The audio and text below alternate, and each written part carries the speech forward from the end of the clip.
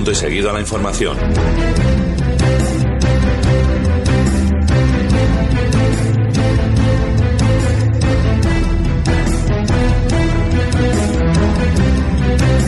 Comienza la tertulia con Javier García Sac en Territorio Lince.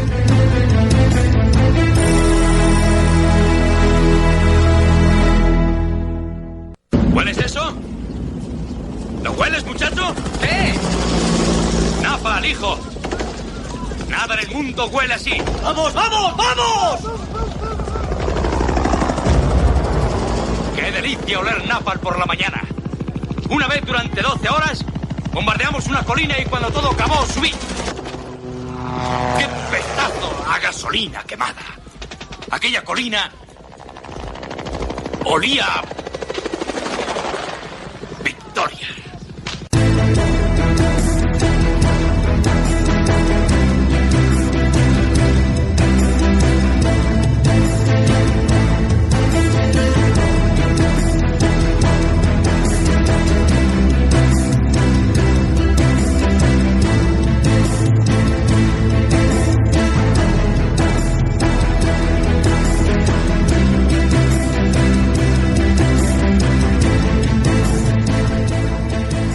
Y 31 minutos de la mañana va a dar comienzo a la tertulia. Me voy, Iván, ya a preparar los títulos titulares de las 10, pero antes recuerdo a nuestros oyentes que pueden participar en la tertulia en nuestro Twitter, en @lincefm, o también en nuestro Facebook, Territorio Lince Radio. Tenemos también un número de WhatsApp que aprovecho para recordarles, que es el 605 86 84 16.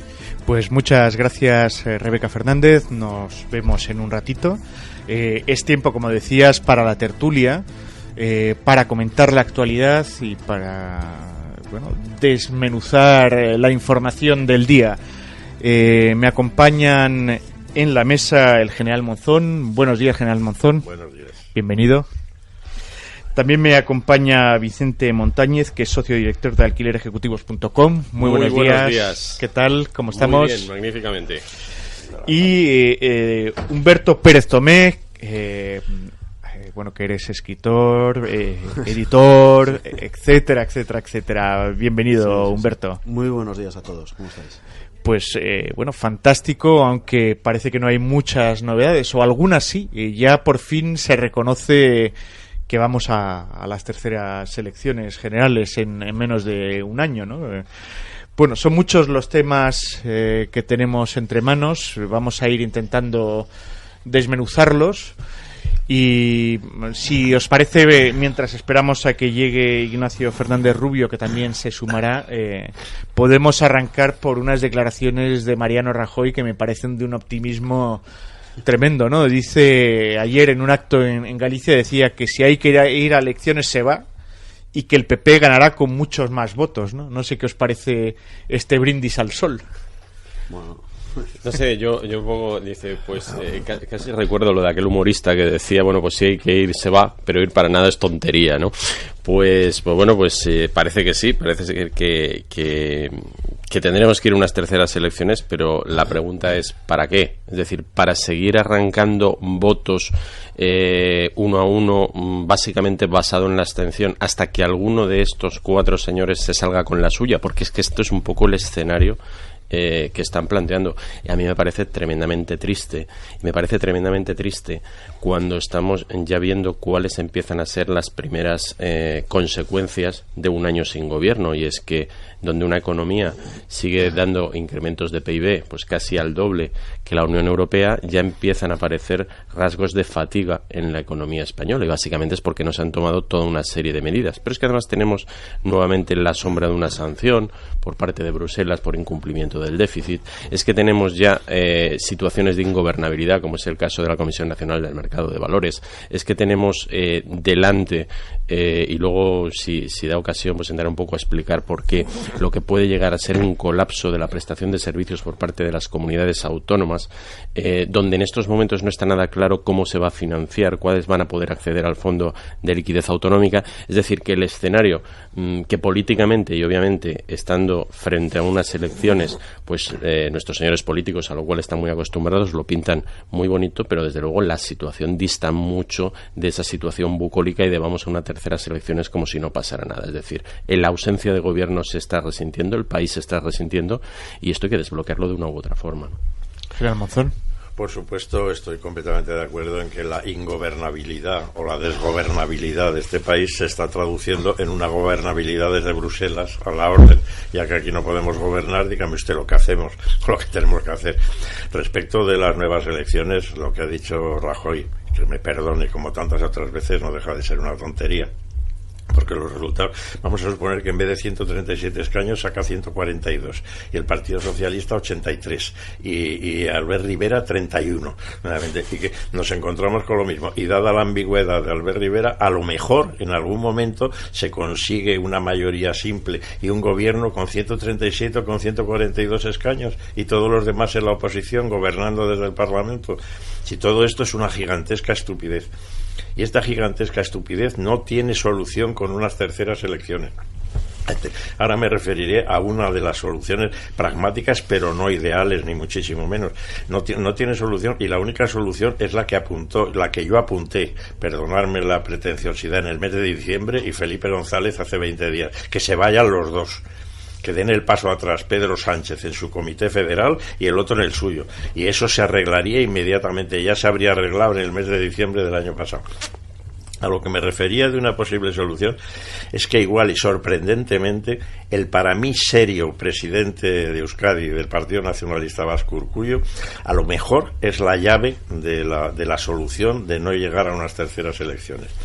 Que podría ser...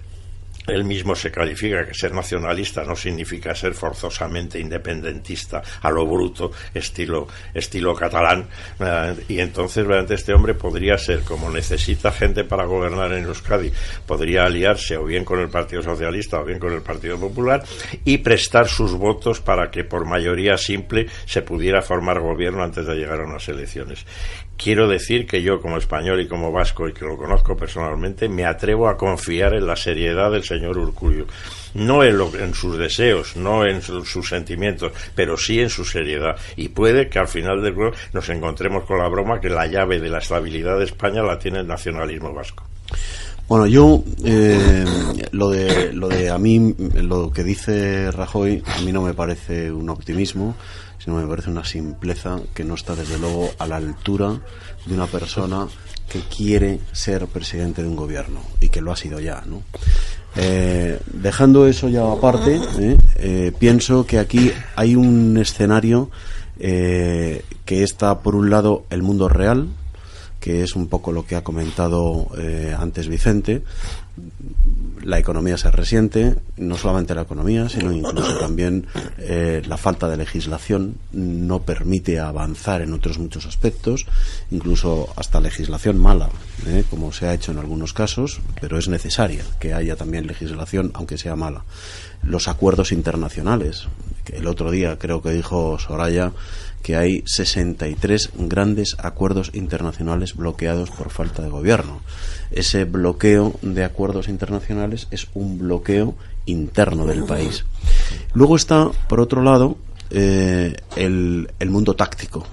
El mundo táctico, que es, en el fondo, lo que pretenden hacer los grandes partidos, porque... visto lo que se ha visto después de todos estos meses, evidentemente hay una enorme ausencia de visión de Estado, ¿no? Esa visión que te hace magnánimo cuando tomo decisiones, porque no es mi ombligo el que está en juego, sino que está en juego un país entero. Esto lo han demostrado los 4 líderes, unos por sectarios, otros porque están enconados contra el de más allá, y así estamos como estamos. Y luego dentro, termino porque es que si no se me corta el hilo, y luego ya dentro de ese mundo táctico está lo que pretenden hacer Rajoy, a la espera de que el cadáver de Sánchez caiga de una vez por todas después de estas próximas elecciones, que todo el mundo augura que va a ser un tortazo estrepitoso el que se va a dar el PSOE, pero al mismo tiempo este hombre llamado Pedro Sánchez lo que está es jugando, está dando un paso por delante a a las críticas que tiene dentro su propio partido, provocando este encuentro que ha propuesto con los varones, de tal manera que les va a hacer una propuesta que yo estoy convencido de que no va a salir adelante, porque la propuesta pasa por Podemos y seguramente por nacionalistas. Con Ciudadanos no, porque Ciudadanos ha dicho que con Podemos nunca, jamás, y entonces ahí estamos. Yo aún así sí soy optimista, mucho más que Rajoy, porque procuro no ser simple, y entonces creo que habrá un conejo en la chistera que no conocemos ninguno para que no se llegue a terceras elecciones. El del mandil. Bueno, sí, el del mandil será, pero ahí hay un elemento. A mí, de todas maneras, queridos amigos, perdona que saluda a nuestro compañero que acaba de llegar. Sí, quería dar la bienvenida a este tiempo para el debate y para la tertulia en los estudios centrales de la cadena ibérica a don Ignacio Fernández Rubio. Bienvenido. ¿Qué tal? Buenos días. Estábamos hablando precisamente de las declaraciones de ayer de Mariano Rajoy en un mitin en Galicia, que dice que vamos a ir a unas terceras y que si van, pues van a ganar y van a aumentar el número de votos. Un par de cosas antes de que es que me ha encantado la palabra simpleza. Sí, porque yo no puedo comprender, debe de ser el hogar de los Rajoy, la familia de los Rajoy, los únicos españoles que no se dan cuenta de que este señor está sobrando y que es un simple, y que cada semana o mes que pasa aterroriza más al electorado. Decir, en manos de este simple hemos estado tanto tiempo. Es que no puede ser, porque eso de estar esperando a que caigan los cadáveres de Pedro Sánchez, de Rajoy o de los dos dura tanto tiempo que parecen las pirámides de Egipto. Bueno, yo creo de todas maneras que esas declaraciones de Rajoy pues hay que enmarcarlas en una campaña electoral, que es la campaña electoral de las gallegas.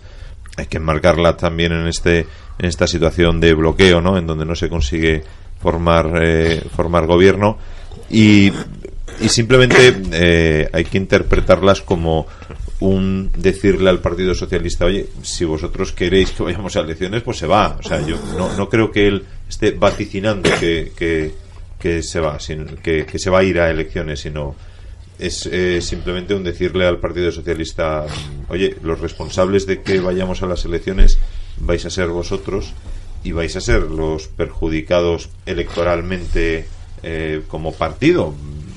Bueno, hay que enmarcarlo en eso, no creo que sea una afirmación, sino que es simplemente una una parte de esta táctica de la que estaba hablando antes Humberto, de aquí cada uno está poniendo digamos su posición para no ser el responsable de las terceras elecciones, que creo, y estoy de acuerdo, que no van a venir, no va a ocurrir. No sé cuál será el conejo que saquen de la chistera, pero creo que no va a haber terceras elecciones, porque no le interesa a ninguno y fundamentalmente no le interesa al país. Nacho, hay una cosa, con un pueblo tan excitado como esta táctica de aburrir hasta las ovejas, ¿esto conduce a algo? La de Rajoy, a la ira y a la cólera. Pero es que eso no les preocupa a ellos. Si les preocupara eso, les hubiese preocupado mucho antes otras cosas más importantes que el aburrimiento y el acaloramiento que va teniendo cada vez más la gente con este tipo de cosas. De todas formas, acordaros de que dentro de las tácticas, ya Zapatero en su primera legislatura, en el 2004, consiguió retirar al PP, porque llegó a acuerdos con otros partidos, entre todos, en todas las izquierdas que había y todos los nacionalistas que había, con un acuerdo. Es verdad que también tenían muchísimos más escaños que los que tiene el paupérrimo Sánchez, ¿no? Pero es cierto que lo consiguió con un acuerdo tácito con todos ellos de crear el famoso cinturón sanitario al PP. ¿Os acordáis, no? Claro, pero yo ahí sí que creo que de fondo hay una cuestión bastante más compleja, bastante más peligrosa, más que compleja, que es que una cosa es la táctica, bueno, pues en la que cada uno está para que apareciendo ante la opinión pública con determinadas afirmaciones, pues bueno, pues ganar, digamos, seguidores, ¿no? Y otra es la estrategia, ¿no? A mí lo que me preocupa enormemente de la estrategia de Pedro Sánchez es que es la misma que la de Zapatero, ¿no? Y que es la de aislar al Partido Popular.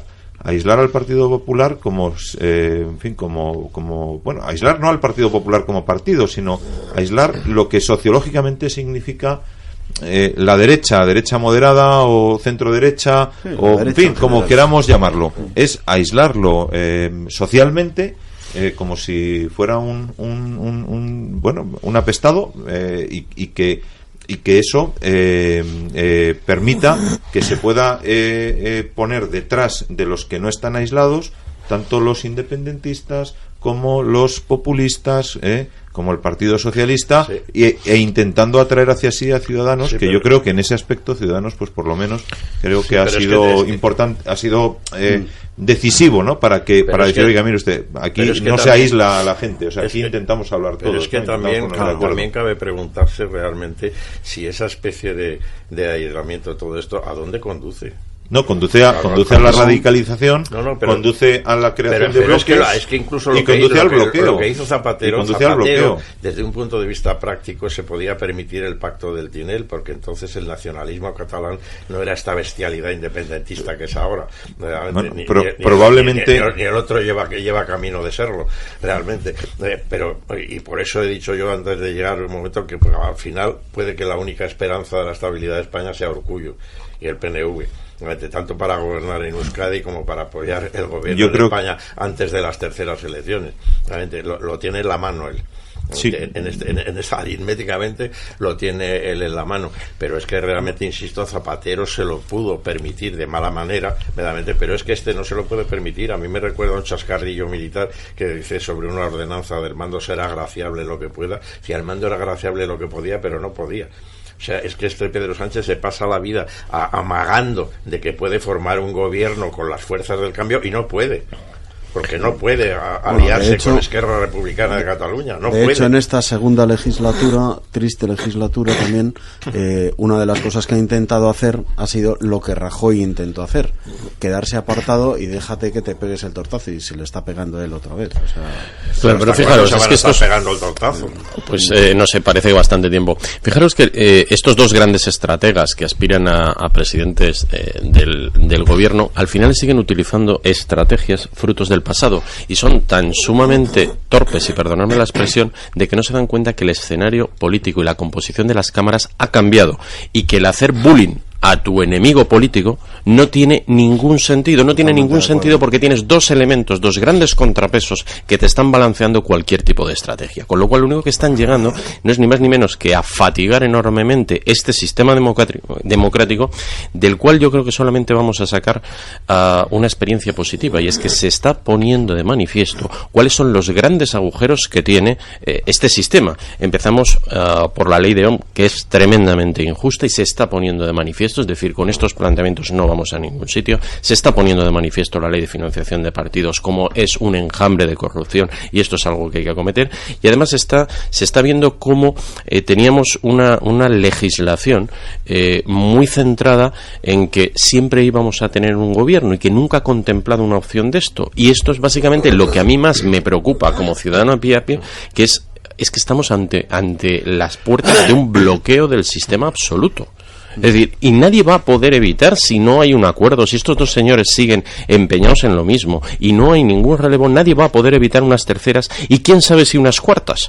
Es decir, lo que sí que debemos de sacar la experiencia es que el sistema va a haber que darle un barnizado y un retoque importante, porque se estamos poniendo de manifiesto, bueno, pues que al final somos una democracia lo suficientemente joven como para que en nuestro sistema hayan errores de bulto. Pero bueno, de la experiencia se aprende, ¿no? El jueves pasado, ¿te acuerdas, Vicente, que hablábamos también, no de esto, pero de cosas parecidas, en las que decíamos que realmente esto lo que pone de manifiesto es que no es la Constitución lo que tiene que cambiar, claro, sino lo que está constituido, que es el tema de los partidos, las financiaciones, las maneras de votar, el no sé cuántos, todo eso es lo que hay que cambiar y no están dispuestos a hacerlo. Ninguno habla de ello. Me estoy riendo, querido Vicente, porque lo que te decía hace un momento abajo realmente es que solo hace 93 años, que me estoy acordando mañana, que el general Primo de Rivera llamó a don Alfonso XIII dispuesto a formar un gobierno inútil, muy parecido a esto. Dijo: señor, no se moleste en formar gobierno, que ya voy. No. Que ya voy yo. Es que estamos jugando con fuego.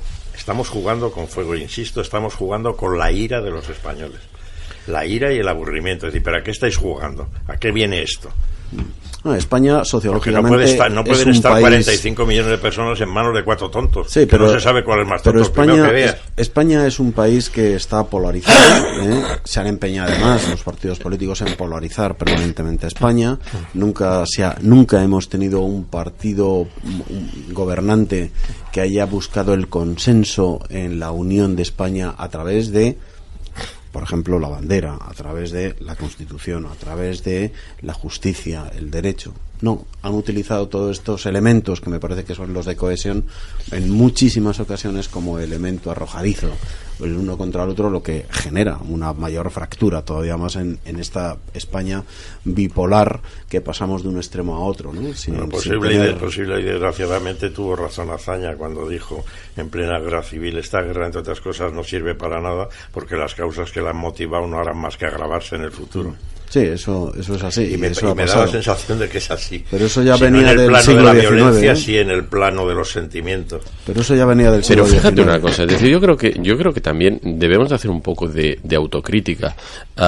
Nos escandalizamos cuando estamos viendo todos estos partidos independentistas. ¿Cuáles son todas estas proposiciones? Yo de verdad me pellizcaba y no me enteraba cuando vi a los señores pues de Esquerra Republicana hacer un alegato con un llamamiento a la Comunidad Valenciana a declararnos todos en rebeldía y cosas por el estilo. Vamos a ver, esto no es ni más ni menos que la consecuencia de haber tenido que pactar con determinados partidos independentistas, nacionalistas antaño, precisamente fruto de ese bipartidismo, y donde lo que se trataba era de ver cómo con los resultados que hemos sacado a base de desgastar a nuestro competidor, y estos dos que a cambio de dádivas van a estar dispuestos a pactar con Dios y con el diablo, porque además pactan sistemáticamente, sea quien sea, vamos a ganar al otro. Bien, y esas dádivas, todas esas concesiones, no han sido ni más ni menos que el caldo de cultivo del escenario que tenemos ahora, con lo cual, uno, no podemos rasgarnos las vestiduras si alguien dice de pactar con nacionalistas o con independentistas. Oye, lo llevamos haciendo hace 30 años, que tampoco es tan extraño.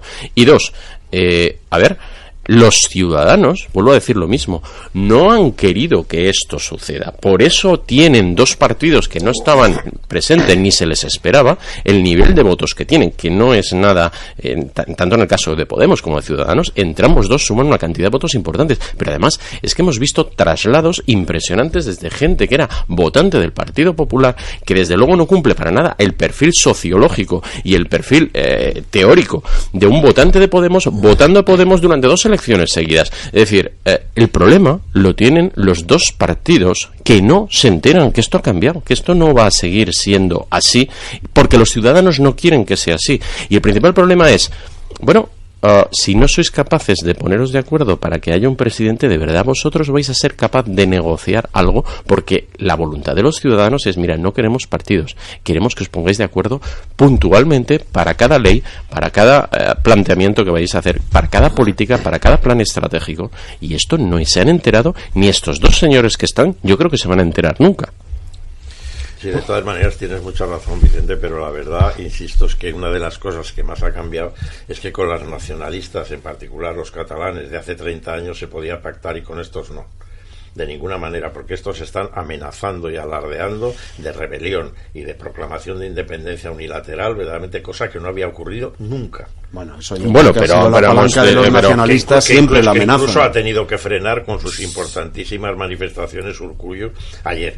Realmente decir que una cosa es el nacionalismo y otra cosa es independentismo a la contra. Pero todo esto se ha crecido en la medida que han visto una debilidad. Claro, se ha alimentado y han visto un gobierno débil, es decir, es que en otras situaciones, en otros planteamientos, esto no se les hubiera ocurrido ni tan siquiera plantearlo, pero cuando uno ve la debilidad del enemigo, ellos siguen su hoja de ruta, esta frase que han puesto tan de moda, Vicente, que sean ellos. Yo creo que desde hace 5 años, desde que se produjo la primera diada masiva y demás, nadie había contado con el fenómeno mesiánico de la primera diada se llega como consecuencia del resto de los años. Artur Mas, desde que ha nacido, se ha identificado, se ha mimetizado con Compans. Ha querido ser el Compans de estos tiempos y nadie le ha parado. Pero mi general, como decía antes con respecto a Azaña, esto no es nuevo. Esto ya ocurrió con Compans hace 80 años. Es decir, que se están aprovechando, digamos, de una situación en Cataluña, pues de la que es fácil aprovecharse, tocando la sensibilidad de la creación de ese idílico Estado catalán. Bueno, pues que hay desde determinados niveles sociológicos en Cataluña que son capaces de engancharse a él, y lo que me sorprende más aún, son capaces de engancharle sobre todo los que desde fuera han ido a vivir a Cataluña, ¿no? Que eso también sorprende. Ahora que estamos con las citas históricas, a lo mejor están jugando los socialistas y populares actuales a eso.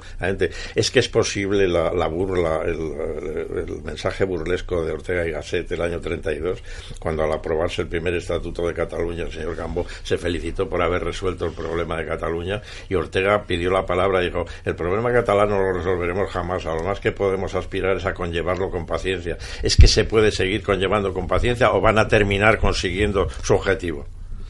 Su objetivo no lo van a conseguir por 2 motivos. Una, porque legalmente no pueden, y 2, y más importante, porque técnicamente es inviable. Es decir, tú no puedes plantear, y creo que, no sé si fue la semana pasada, en una de las intervenciones hice un análisis económicamente, un ejercicio de economía ficción, de qué pasaría si Cataluña se hiciera independiente. Vamos a ver, y esto es sumir a 6 millones de españoles en la más absoluta de las pobrezas. Esto, es decir, económicamente no tiene ni viabilidad, por no hablar de donde nos pondrían al resto de España, que desde luego bien tampoco nos iban a dejar, ¿no?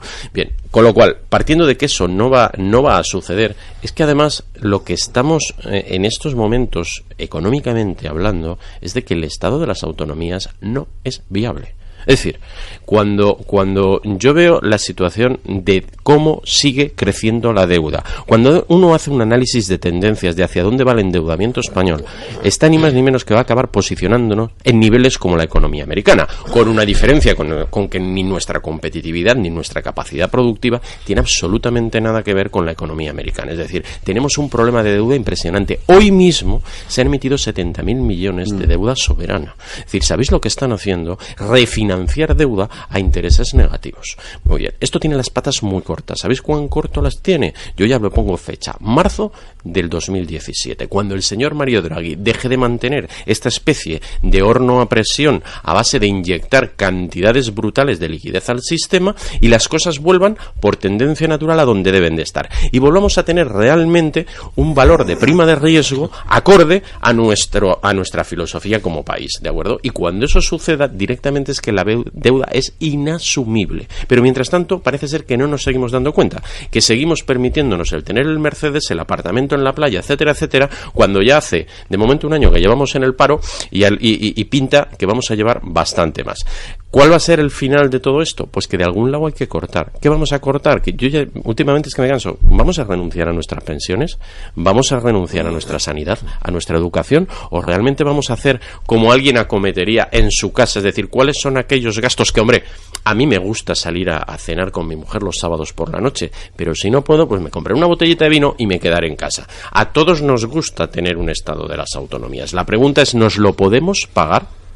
Pero a mí me extraña, Vicente. ¿Y durante cuánto Vicente, tiempo? lo que estás diciendo hace unos minutos con extraordinaria lucidez, para mí, realmente, que soy un español profano de a pie, es que nadie en el PP, el señor Rajoy, no sabe decirlo. No sabe asomarse a una pantalla verdaderamente a un sitio. No, porque no lo sabe decir. Es que esto es poner el cascabel al gato. Y ninguno de los 4 partidos con capacidad de gobernar están dispuestos a hablar ni a tocar nada de eso, porque saben que precisamente la sociedad del bienestar, que es lo que se ha ido construyendo década a década, haciéndolo cada vez más inamovible, más caro, más inasumible, pero que sin embargo todo el ciudadano español se ha convertido en un yonki de la sociedad del bienestar, porque todo es gratis y tengo derecho a... ¿Cómo restas ahí?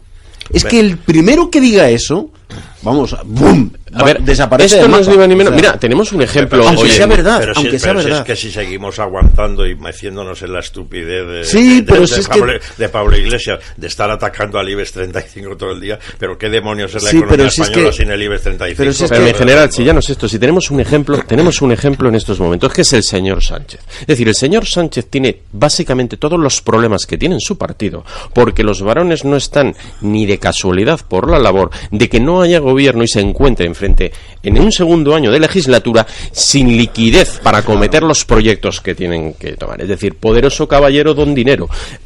Bien, esto sucede en el PSOE. ¿Por qué no sucede en el PP? Bueno, pues porque básicamente no tiene representación a nivel de las comunidades autónomas. Esto simplemente lo que estamos hablando es de no adaptar la flexibilidad que Europa nos ha dado en el cumplimiento de déficit a las comunidades autonómicas. Ahora intenta ponerle el cascabel al gato y decirle, donde había, ya no hay. O determinadas competencias las trasladamos al Estado central. O sea, como tú nos has enseñado, querido Vicente, el Estado de las autonomías con su costo de 86.000 millones de euros es 83. Inasumible. Totalmente. A ver, lo primero que habría que hacer es un referéndum. Me preguntaba a los señores, ¿queréis este horror que no os podéis permitir, sí o no? No, pero si es que pero yo no entro en que sea un horror. Cosas inocuas. Por ejemplo, en Sevilla, si hay que poner un día o no, o dos más en la Feria de Abril. Eso es un referéndum, el referéndum que el político está dispuesto a dar, que es echar pan y circo. Humberto, vamos a ver, vamos a ser sinceros. Es que si le preguntamos al ciudadano si quiere o no sanidad pública, va a decir que quiere sanidad pública. Y el problema es que la sanidad pública es lo que hace que tengamos un estado del bienestar insostenible. La sanidad pública como ejemplo. Sanidad pública, más educación pública, más... porque el Estado de las autonomías, yo en esto he discutido alguna vez con Vicente con respecto a ese coste de 81.000 millones, si el Estado de las autonomías es el Estado del bienestar, porque la sanidad, la educación, los servicios sociales están en las autonomías. Entonces, si quitamos las autonomías, es que quitamos los servicios públicos. Los 83.000 millones es simplemente coste administrativo de tener descentralizados los servicios. No puedo compartir. Porque es que estamos hablando sino de que el coste es muchísimo mayor. Es decir, yo en ningún momento digo que haya que dejar de prestar los servicios sanitarios, pero va a haber un momento en el que va a haber que elegir en qué gasto mi dinero. Si lo gasto en infraestructura económica y de gestión, o lo gasto en prestación de servicios. Y si en un mundo cada vez más centralizado y en un mundo donde, bueno, pues fuera de determinados planteamientos políticos, parece que hoy en día las decisiones se toman en Bruselas o en una multinacional, se toman en cualquier país del mundo y se aplican y se comunican directamente y la información fluye y las medidas fluyen y las cosas van, no entiendo por qué no puede suceder lo mismo en un Estado. Y esto no tiene nada que ver con perder la identidad, etcétera, etcétera. Esto tiene que ver con pegar un recorte importante a una serie de gastos administrativos que no nos están aportando ningún valor. Sí, obviamente los recortes en los gastos administrativos o ineficaces o ineficientes, pues siempre es necesario, pero la cabeza del león de todo esto que estamos hablando es realmente un estado del bienestar que hemos vendido a la ciudadanía como que le iba a resolver sus problemas permanentemente, del que somos serodependientes, es decir, aquí estamos todos enchufados y sin él no podríamos vivir, y a ver quién es el guapo que le pregunta a la ciudadanía, oye, todo esto que tenemos, la casa en la playa, no sé qué, pues tenemos que embridarlo, y como hay que embridarlo, pues vas a dejar de tenerlo. Pero si es que hay un dato que embridar clarísimamente. Los servicios públicos que tienes. Pero y no podría, entonces, ¿quién se atreve a preguntar? Pero y no podría por lo menos recuperar el Estado como competencia intransferible la educación y la sanidad?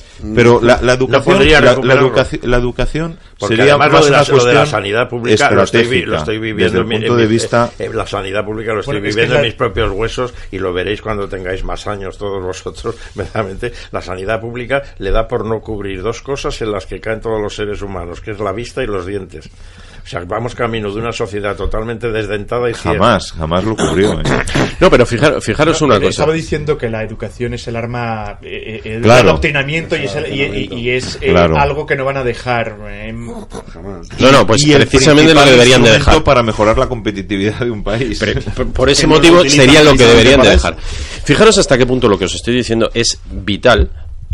Que para la paga del 2018 de nuestros mayores ya no hay dinero. Es decir, hay un hecho que está clarísimo, y es que en el 2018 las 2 pagas extras no va para pagarlas. Y además no es que no solamente no hayan para pagarlas, sino que como quiera que tampoco legalmente se puede trasvasar dinero de los presupuestos generales del Estado a la seguridad social, de no ser que se modifique la legislación, cosa un poco improbable, teniendo en cuenta que ni tenemos presupuesto ni tenemos gobierno, parece ser que esto ya empieza a ser un hecho. Yo cuando decía, es que hay cosas ya que no se pueden demorar, es decir, ¿cuánto más vamos a estar? Es decir, este debate ya está ahí, es decir, y luego nos podemos inventar historias de que si las mochilas, de que si vamos a cambiar el sistema. ¿Sabéis cuál es el problema de la seguridad social en España? Es muy simple, se llama un 20% de cota de desempleo y se llama un montón de contratos basura que no generan suficiente liquidez para mantener un sistema que es simplemente redistributivo.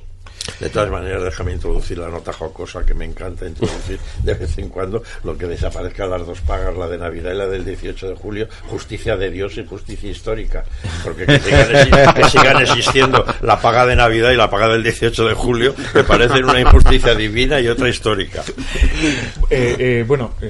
Ante esta situación que estamos dibujando, nuestros políticos lo único que hacen es esperar a los resultados del domingo, unos resultados que no sé si van a cambiar realmente mucho, ¿no? Pero lo que es realmente lamentable o lo que es preocupante es esta inoperancia por parte de los políticos, que lo que tienen es que ponerse ya de una vez de acuerdo para encontrar un gobierno y una estabilidad, ¿no? Lo que es inadmisible es la pérdida de oportunidad que estamos teniendo, es decir, con 2 años de tasas de crecimiento de PIB espectaculares, con unas condiciones de accesibilidad al crédito y al endeudamiento, pero no al endeudamiento para el gasto corriente, sino para la inversión, para remodelar sistemas, hemos perdido, uno por electoral el primero, el segundo por ausencia de gobierno, hemos perdido 2 años que muy probablemente en la economía española tardarán mucho en volver a darse, porque esto se acaba, Eso es una oportunidad económica que desde luego tiene razón Vicente, pero hay otra oportunidad política que se ha perdido, y es que 2/3 partes del Congreso de los Diputados actual perfectamente pueden coincidir en la arquitectura del sistema, como son Partido Socialista, sí, Partido Popular y Ciudadanos, frente a los antisistema de Podemos y a los antisistema de los independentistas, y podrían haberse puesto de acuerdo en el plano político, por lo menos en hacer una arquitectura que evitara esas tentaciones, ¿no? Yo por eso dije al principio, o sea, que son 2 oportunidades perdidas, la política y la económica. Yo todavía confío de aquí al domingo y a sus consecuencias en la seriedad y en el sentido común de Urkullu y del Partido Nacionalista Vasco, que muy bien necesita otro partido para poder gobernar en Euskadi, que pudiera ser el socialista, para tranquilizar a Pedro Sánchez, a cambio de que le permitan gobernar al otro y formar un gobierno en España. Pero fijaros que el Partido Popular, para alcanzar ese acuerdo de gobierno, depende del PSOE, porque aunque Urkullu llegara a un acuerdo para la estabilidad en el gobierno del País Vasco y pactara con el Partido Popular necesitaría al menos un voto más que es tendría que ser del PSOE, ¿no? Con una cuestión técnica desde el punto de vista político que ocurre en el País Vasco, que hay que reconocer que si se hubiera aplicado en el Parlamento español ya tendríamos gobierno, y es que ahí tú solamente puedes votar a un candidato, es decir, puedes votar a un candidato o a otro, pero lo que no puedes es votar que no al que se presenta. Es una elección muy parecida a la de los ayuntamientos. En los ayuntamientos se produce una votación y si nadie consigue la mayoría absoluta, es proclamado alcalde el cabeza de lista de la lista que ha obtenido más votos populares. En el Parlamento del País Vasco, si el candidato del PNV consigue los 28 diputados, no lo sé, los que las encuestas dicen que consiga, aunque no tenga mayoría absoluta, será investido Lehendakari, porque los demás no habrán conseguido votar un candidato que obtenga más votos que este. Eso significa que no está tan claro que el Partido Socialista llegue a ser tan decisivo en el gobierno vasco. Lo será para aprobar los presupuestos, lo será para aprobar leyes, para todo esto, pero para que Urkullu sea presidente no lo va a necesitar. Pero perdona, yo no he querido decir que el Partido Socialista, al contrario, lo sería el Partido Popular también. Con el Partido Popular también podría gobernar. Sí, pero faltaría un voto también al Partido Socialista. Lo que quiero decir es que las elecciones vascas son menos determinantes, porque las elecciones vascas llevan, desde que perdió la primera mayoría absoluta el PNV, pues llevan en esta situación de fragmentación pues décadas, ¿no? Yo creo que son más importantes desde el punto de vista de la visión española las gallegas. ¿Por qué? Porque si no se forma, si no obtiene el Partido Popular mayoría absoluta, entonces se abrirá la vía de la negociación de todos para formar un gobierno alternativo, que eso sí que sería plagiable, sí que sería exportable al resto de España. Sin embargo, una mayoría absoluta del Partido Popular pues puede hacer que los cuchillos dentro del PSOE empiecen a afilarse. O sea que la falta de mayoría absoluta en Galicia todavía tenebrecería más el panorama, y sin embargo la de Euskadi puede mejorar. Yo lo resumiría en lo siguiente, ya sé que esto es muy arriesgado y nadie tiene la bolita. Si Feijóo consigue mayoría absoluta, no habrá terceras elecciones. Si Rajoy no consigue mayoría absoluta, habrá terceras elecciones. Feijóo. Ese es mi previsión. Lo que decía Iván hace un rato de un escaño, realmente que les faltaría un escaño, pero por Dios, entre todos estos que están todo el día largando en contra de Pedro Sánchez, Leguina, Corcuera, no hay nadie capaz de votar, de abstenerse. Pero todos dependemos ahí de lo que el partido nos diga, de nuestro sueldo, Yo quería introducir precisamente en la mesa el tema del PSOE, la situación interna en la que se encuentra, ¿no? Pedro Sánchez ha dado un paso al frente, todos sabíamos que quería tiene que proponerse como alternativa, ¿no? Pero por fin ha convocado un comité ejecutivo federal que era algo deseado y esperado por muchos, sobre todo por los que quieren acuchillarle, ¿no? Ha encontrado una triquiñuela, y es que el lunes, un día después de las elecciones, lo que va a convocar es a sus afines, o sea, a la permanente, y hay que esperar hasta el día 1 de octubre para que se produzca este comité ejecutivo federal. ¿Qué cabe esperar? Bueno, pues mira, el caso de Pedro Sánchez, que es calcao, como hemos comentado antes en otras cosas también con Zapatero, es el cuento del rey al que le hacen un traje invisible, ¿no? O sea, se rodea de tontos útiles que le dicen que qué bien te queda el traje. Y nadie se atreve a decirle, sobre todo esos que dependen de la mamanduca que él les proporciona, nadie se atreve a decirle, vamos mal, Pedro, por aquí no, Sánchez.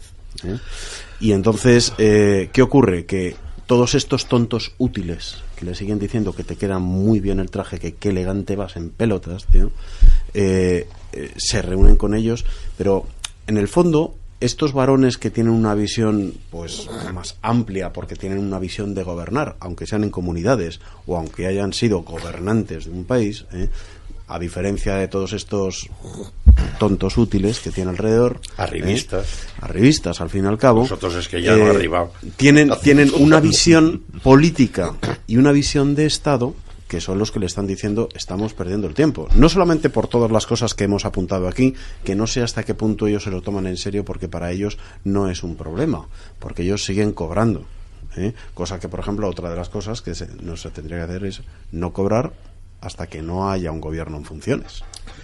O sea, y muy por el contrario, lo que han hecho ha sido con 2 legislaturas han cobrado una pasta. Y se han ganado la pensión vitalicia. Sí. Y el despido. Y respecto a lo que ha dicho de los aduladores, es lo de la tumba de Federico el Grande. Los aduladores son peores que los cuervos se comen el cuerpo de los muertos y los aduladores el alma de los vivos. Si lo tuvieran presente, algo saldríamos ganando. Vamos a ver, yo creo que Pedro Sánchez, que desde luego yo creo que como líder lo está haciendo peor que mal, y ya no solamente que yo lo crea, sino lo debe de creer mucha gente, porque ahí están los resultados que ha obtenido en las elecciones, ahí está lo que va a obtener su partido en las elecciones de este domingo, y si vamos a unas terceras, pues vamos a ver lo que va a obtener, sea él o sea el que venga, porque tiempo de poco va a tener. Pero yo creo que sí que es un gran artista de la supervivencia. Y digo que es un gran artista de la supervivencia porque de mucho más alto han caído. Entonces yo creo que lo que ha adoptado no es ni más ni menos que una estrategia para seguir sobreviviendo. Claro que a este señor lo que pasa en este país le importa un pito. Es más, a este señor lo que pasa en su partido también le importa un pito. Es decir, porque lo que está en la imagen que el PSOE, que además es un partido, hombre, pues que lleva ya algún tiempo, que ha gobernado este país, la imagen que está transmitiendo el PSOE a la sociedad es nefasta. Es decir, cualquiera que aspire a, lo único que no puede plantear son divisiones irreconciliables entre sus filas. Y esto nos lo están presentando absolutamente todos los días en los medios de comunicación, en las redes sociales, y además ya lo hacen patente. Con lo cual, partiendo de ahí, el señor Sánchez va a realizar cualquier estrategia que le permita seguir estando ahí. Y vaya, ya le avala algún tiempito que lo va consiguiendo, con lo cual yo creo que una muy mala noticia yo creo para que no España. es mérito suyo, es mérito del sistema. Es igual que Rajoy. Es que a Rajoy no hay quien le eche. Claro, porque el sistema de su partido no hay quien le eche, porque también se reviste de tontos útiles. O sea, es que los partidos, según los estoy oyendo, es verdad, son auténticas dictaduras. Claro, nadie se atreve a llevarle la contraria al jefe. Absolutamente. Eso es peor que Franco. Yo creo que efectivamente estoy totalmente de acuerdo que el sistema de partidos hay que mejorarlo, hay que mejorar la democracia interna, el debate. Bueno, ya nos enseñan los de Podemos cómo se hace eso, ¿no? Pero en por Twitter. Pero bueno, dicho esto, como veo que Pedro Sánchez no tiene quien le defienda, lo voy a defender yo. Venga, abogado de pleitos pobres. Cuéntanos, Ignacio. Yo también le voy a echar una mano. No voy a defender de su ignorancia mesiánica. No, pero no voy a. Él no es que no se crea líder, verdaderamente. No voy a defender. Sí se lo cree, desde su falta de formación y cualificación, él sí se cree un líder. No. Lo que pasa es que no lo es. No voy a defender la figura de Pedro Sánchez porque ya tiene suficientes aduladores para que la defiendan, sino que yo creo que hay que defender, digamos, una posición, o hay que entender una posición, o hay que ponerse en su piel también para entender determinadas circunstancias que le impulsan a actuar como está actuando. ¿Cuál es la situación? En la izquierda hay ahora mismo un debate sobre la supremacía de la izquierda. ¿Quién va a tener el privilegio, quién va a tener la primacía, en la izquierda en nuestro país? ¿El Partido Socialista o Podemos? Ya están muy cerquita, están a 10 escaños, a 13, ¿no? A 14, perdón. En las autonómicas se habla de sorpaso, ¿no? Bueno, en el País Vasco ya ese sorpaso está superadísimo, y en Galicia están empatadísimos, ¿no? Y yo creo que Pedro Sánchez interpreta, y yo creo que buena parte del Partido Socialista también interpreta, que darle el voto a Rajoy o permitir que gobierne mediante una abstención a Rajoy es dejarle el campo de la izquierda a Podemos. Y puede ser que tenga... Sí, yo entiendo que ese argumento tiene cierta potencia en la estrategia de Pedro Sánchez. Es decir, yo creo que a él se sentiría aliviadísimo si Rajoy consiguiera formar gobierno, porque la situación en la que está la hace que está en sus manos. Ya, pero él no puede hacerlo, no puede permitirlo, porque la izquierda por lo tanto queda en manos de Podemos, y el Partido Socialista se convertiría en un partido irrelevante. Mira, yo creo que está defendiendo una posición que desde un punto de vista global, desde un punto de vista de Estado, es defendible, que es la de hacer de cortafuegos a la izquierda de Podemos, no dando su placet a un gobierno de la derecha. Porque el ejemplo que reciente que está en la memoria de los socialistas es el del PASOK de Grecia. En Grecia ocurrió esto, el PASOK, en una situación de emergencia nacional, le dio el voto a la derecha, y en las siguientes elecciones Syriza, el Podemos de Grecia, le barrió. Y hoy en día el PASOK no existe. Yo creo que él está intentando salvar para España a una izquierda digamos, no populista como la que pero Nacho, con la Podemos. abstención, con Sí, la pero- abstención de pero la abstención de todas Pedro maneras, Sánchez, él lo está- único que consigue es irse precisamente de jefe de la oposición, con lo cual vuelve a tomar Claro. la hegemonía de la izquierda Pero y eso- deja absolutamente en cueros a Podemos, porque les va a dejar en esa izquierda radical y rancia, y que lo único que se le ocurre como argumento gordísimo Pero es que con- tiene con- las con- manos perdona, manchadas de completamente- caldo. completamente de ese es acuerdo, el le está- drama, ese es el drama de una hora.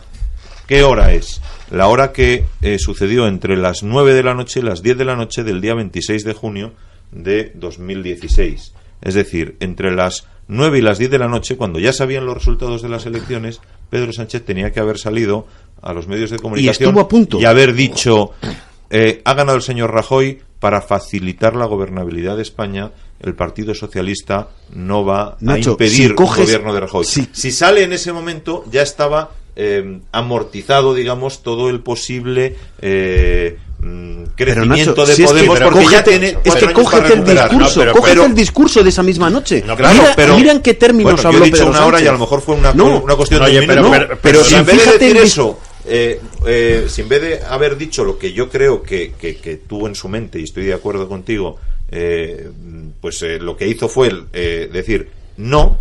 Claro, se ha montado No, un no, y a no, ver Nacho. ahora cómo construye un No, pero- relato. No, de- Nacho, de la Nacho, mira, oposición. esa El noche... problema es que no tiene relato para abstenerse. es que, Nacho, llevan se liándola. se puede permitir perfectamente seguir lanzando el mensaje subliminal indiscutible de que él es el líder de la izquierda, porque se lo está diciendo Pablo Iglesias todos los días, ofreciéndole que Bueno, sea el sí, presidente pero eso... del No, gobierno de la eso es un piropo alternativa. envenenado. Bueno, Eso es un no. piropo envenenado de Pablo Iglesias, hombre, por Dios. Yo no creo ni que vaya a muchísimo aumentar menos, ni muchísimo costa del menos Partido Socialista es una ni un- realidad, ni un voto más, ni muchísimo menos es una humildad de Pablo Iglesias hacia Pedro Sánchez. No, mira, el discurso de esa noche, cuando sale Pedro Sánchez y dice ha ganado el señor Rajoy, y recordar, me encantaría poder encontrar el discurso para que oyerais no solo el tono, sino las palabras que utilizó dentro de ese lenguaje político, a veces tan ambiguo y bueno, Sí, bueno, y tan que deja dirigido. transparencias, pero tal. Pero una de las cosas que vino a decir, dentro de un buen tono, un tono sumiso, casi, vino a decir, ha ganado el señor Rajoy y yo me pondré en contacto con él para ver qué es lo que podemos hacer. Ese fue el discurso que dijo. Síntesis, que no fue mucho más de tiempo, pero y dije, eso fue lo que a mí, en el fondo dije, este tío se ha dado cuenta de que hay Ya. que hacer ya un gobierno. Ya, pero tenía que haber añadido: no voy a impedir, el Partido Socialista no impedirá la gobernabilidad de España de quien ha ganado las elecciones. Sí, si bien. en ese momento dice eso, ya al día siguiente ya no puede No, es subirse que- al carro de no. Pero Y Nacho, es entonces, que claro, eso lo ha como venido, está en el- como está eso en lo ha el- venido en- diciendo durante el Insisto, verano, insisto, diciendo es el tiempo del señor Rajoy. Yo no voy a impedir que no, que No, no, yo no, no, voy a no, impedir que busque que busque compañeros de gobierno en la derecha No, del país, sí, no en sí. la izquierda. Siempre ha dicho que el Partido Socialista va a votar no. Entonces, Pedro Sánchez necesita un relato para cambiar de posición. Y si no tiene ese argumento, si no se le ofrece ese relato, pues solamente tiene dos alternativas: seguir en el no y bloquear, o irse a su casa. Vamos a ver, es Bueno, que yo yo, creo que yo, lo mejor Nacho, es irse a su casa. Hay una posibilidad, y es que sus compañeros de partido Le inviten a irse no, amablemente. le ofrezcan el relato, y entonces, pues en fin, o que No, a mí me da Podemos... la sensación de que los varones necesita que Podemos diga que de ninguna manera va a pactar con él. a ¿no? mí me parece Y- que los varones le van a poner las pilas, Sí. pero absolutamente, vamos, absolutamente. Ya, pero hace a mí lo que me preocupa es el motivo de por qué los varones le quieren poner las pilas. Es decir, al final es puramente interesado. Porque, Claro, oye, porque- Pedro, has tenido claro, tu naturalmente. tiempo y ahora Naturalmente que es nuestro. interesado. Porque Naturalmente. yo que no voy a defender obviamente a Pedro Sánchez, pero al final yo también entiendo un poco cuál es su posición. Es decir, por lógica, el PSOE no debe de apoyar al PP. Claro, el problema es que el PSOE nunca debería de haber tenido tan pocos votos como tiene. Es que yo tengo que estar de acuerdo con la señora de Andalucía, que dice que con 85 diputados ¿A dónde no, vamos? nadie puede aspirar a gobernar. Y el problema del señor Sánchez es que él aspira a gobernar, con lo cual solamente podría hacerlo mediante un pacto con la izquierda, que bueno, últimamente también parece ser que se vuelve a valorar esa opción, según el acuerdo aquel que ni tan siquiera llegó a ningún sitio, de los 30 puntos de compromiso. Vamos a ver, si es que lo del señor Sánchez es que se repite. se repite tanto como que ya tuvo la oportunidad de haberlo hecho con unas mejores condiciones y no lo quiso hacer porque fue tan sumamente torpe de pactar primero con Ciudadanos para luego después a ver qué es lo que hacemos con los señores de Podemos. Vamos a ver, si tú te planteas como un líder de izquierdas, tendrás que negociar, una vez más, esta palabra que tanto utilizan pero que ninguno entiende, tendrás que negociar con la izquierda. Y aquellos aspectos de la izquierda radical que no tengan cabida en un Estado democrático y según la percepción que tú como líder y que aspiras a gobernar tienes, pues tendrás que limar o tendrás que ir eliminando. Eso no lo hizo, a partir de ahí ha quedado totalmente desacreditado, ha bajado en cuanto a número de votos y la situación que tiene pues es esta. A partir de ahí que se vaya, sí que se vaya es lo de menos. Es decir, a mí, que se vaya el señor Sánchez, que vaya, no me cae bien, pero bueno, que tampoco pasa nada. Y venga otro, si es que la foto, desgraciadamente, va a ser la misma. Va a ser la misma un año después. Un año después. Con lo cual, el Partido Democrático Europeo. La crisis del PSOE es un hecho, pero no la crisis del PSOE, es que vamos a ver el sorpaso sí o sí. ¿Para bien o para mal de los españoles? Estoy de acuerdo. Pero te voy a decir más. Podemos está crujiendo también. Yo en eso, Vicente, voy a invocar a mi general para que nos recuerde que los comunistas, porque Podemos son comunistas, o sea, yo creo que podemos vestirlo como queramos, pero depende del día. Son comunistas, como decía Felipe González, 3.0, ¿no? O sea, comunistas de última generación. Los comunistas siempre se han matado entre ellos. Cuando han llegado al gobierno físicamente, o sea, se mataban y los enterraban, y mientras están en la oposición y queriendo acceder al gobierno, se matan políticamente, como está empezando a ocurrir entre Rejón y el otro. Sí, yo tengo claro. Entonces yo creo que esto se va a diluir, o sea, el sorpaso no va a existir porque lo que está ganando Pedro Sánchez es tiempo para que los de Podemos se sigan peleando entre ellos y acaben diluyéndose, ¿no? O sea, pero yo creo que a esta marcha con esta actitud, Nacho, que estoy de acuerdo que al final, es decir, yo cuando hablo de sorpasos es que en algún momento van a tener mayor cantidad de votos, ¿no? Pero fuera de esto, que también tengo muy claro que al final esto es una situación pasajera y que, bueno, pues si algún día esta situación económica tiende hacia otro lado, las posiciones no se radicalizarán tanto y volverán un poco las aguas a su cauce. Pero el batacazo que se va a dar el PSOE como partido va a ser impresionante. Pero yo ya le adelantaría al señor Rajoy que cuando vea las barbas de su vecino cortar, ponga las suyas a remojar. Porque básicamente lo que están haciendo es que prevalezcan los intereses personales frente a los intereses de los ciudadanos. Y eso va en contra de lo que un partido tiene que aspirar.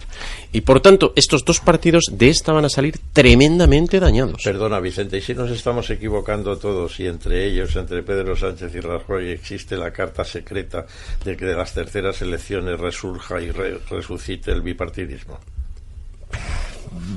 Sí, pero es que entre ellos pueden, en general, entre usted y yo podemos pactar lo que queramos, pero luego después cuando esto lo tengamos que someter a otra serie de gente, pues saldrá o no. Bastaría con 5 escaños más del Partido Socialista y 5 más del PP. Con 142 del PP y 90 del Partido Socialista ya está. Pero si sabéis cuál es la perversión, ¿sabéis cuál es la perversión de todo esto? Que vamos a ir un paso más allá. Venga, ya tenemos presidente y ya tenemos gobierno. Y ya tenemos la carta de todas las reformas que hemos de acometer una detrás de otra, con nombres, apellidos, cifras y plazos. Y entonces vamos a ver quién es el líder. Eso es. Que viene a contarles a todos estos votantes que he tenido durante más de un año aquí a pan y agua diciéndoles que y yo, ¿vale? ¿Quién le dice? Mira, que el IRPF te lo voy a subir. Dudas tienes, querido Vicente, será Albert Rivera el que decida lo que se aprueba y lo que no se aprueba. En ese gobierno desde el Parlamento. Es que no le van a dejar, es que él lo comunica. Pero eso prueba que lo comunica. Decidido está, mi general, decidido está. Es decir, esto solamente tiene un camino y es que va a haber que reformar las pensiones, va a haber que subir el IVA, va a haber que subir el IRPF, entre otras cosas porque llevamos 14.000 millones de desviación en la recaudación y esto que nos están vendiendo del impuesto a sociedades, etcétera, etcétera. Vamos, yo cuando queráis un día os hago 2 numeritos muy rápidos, pero esto es una milonga, esto no es ni más ni menos que decir, mira, te debo 50 euros, General Monzón, déjeme 60 euritos que mañana se lo devuelvo, te pago tus 50, yo me voy los 10 a comer, bueno, oye, y luego ya veremos si te lo devuelvo o no te lo devuelvo, Rita, ¿vale? Claro. Con esta situación... Oye, yo hace semanas, realmente te acordarás, Iván, y mucho antes, me llevo preguntando, ¿tiene atribuciones la presidencia de las Cortes, la presidencia del Congreso, para ordenar o decidir que el voto de investidura sea secreto en vez de nominal?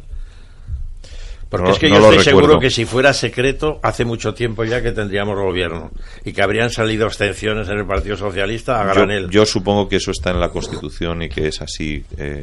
Es decir, que tiene un que rango, ser nominal. Un rango de norma muy no, yo estoy casi seguro por una sencilla razón, porque si están dispuestos a dimitir 13 señores de la Ejecutiva, si pudieran votar en secreto, no tengamos ninguna duda de que el voto no iba a ser favorable al no. Pero en todo caso, por concluir lo que ha dicho Vicente, si el PSOE se abstiene, Rajoy será presidente del gobierno, pero tendremos, es decir, habrá investidura, pero no tendremos gobierno. Tener gobierno es algo mucho más complejo, porque es bastante difícil poder sacar adelante una legislatura. Claro, porque es que la estupidez del señor Rivera es decir, el Partido de Ciudadanos ponerse de acuerdo en esas reformas. Es que la estupidez, yo apoyo la investidura, pero no el gobierno fácil, que salga de la investidura. Yo lo veo muy fácil. Va a ser muy fácil ponerse de acuerdo en las medidas y en las reformas. Yo creo que en el PP, el PSOE y Ciudadanos se pueden poner perfectamente de acuerdo. El problema es que nadie va a estar dispuesto a asumir el coste político que significa ponerlas en marcha. Este es el problema. Pero os voy a decir una cosa, es decir, es que si no se ponen en marcha, esto va a ser lo mismo que Grecia. Es decir, porque además ya tenemos un antecedente, porque yo tengo una cosa muy clara. Cuando Grecia pegó el toque de atención que dio la Unión Europea en Grecia, esto no lo hacía por los griegos, que los pobrecicos no tenían ni por dónde menearse. Esto lo hacían mirando precisamente a todos aquellos países en los que los gobiernos de izquierda estaban empezando a tomar y los populismos empezaban a tomar determinada relevancia, ¿de acuerdo? Con lo cual, ya nos ha dicho cuál es la forma de actuar. Nos lo está haciendo ahora con las continuas amenazas con la sanción de los 6.000 millones. Bueno, pues ya tenemos muy claro, si no se aprueba lo que Bruselas espera, que no es ni más ni menos que decir, oye, que queremos cobrar, vamos, que al final que nos debes dinero esto es que las deudas se pagan, ¿sabes?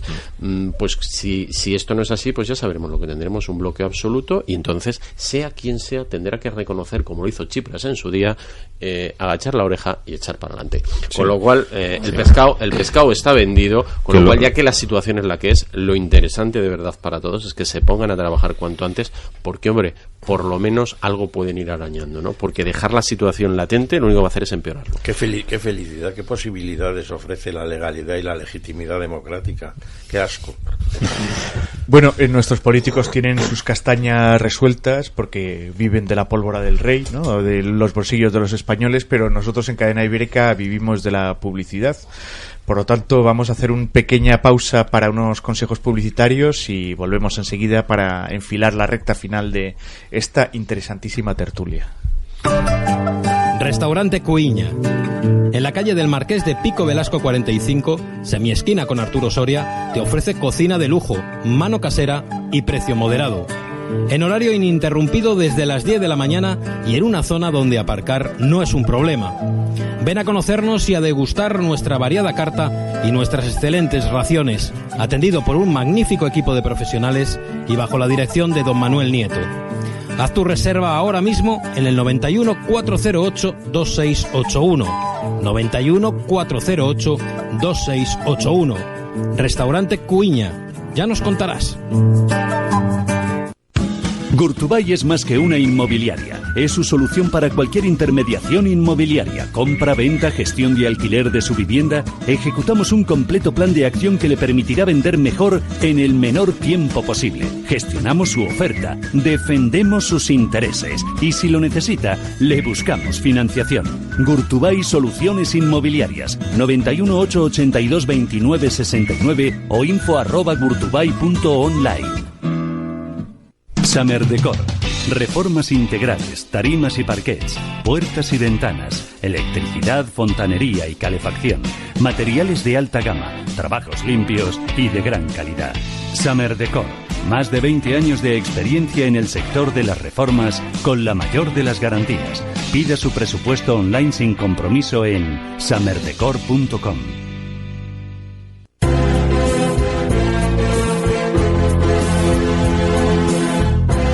Hay competencia en la izquierda, hay competencia en la derecha. Cadena Ibérica. No tenemos competencia.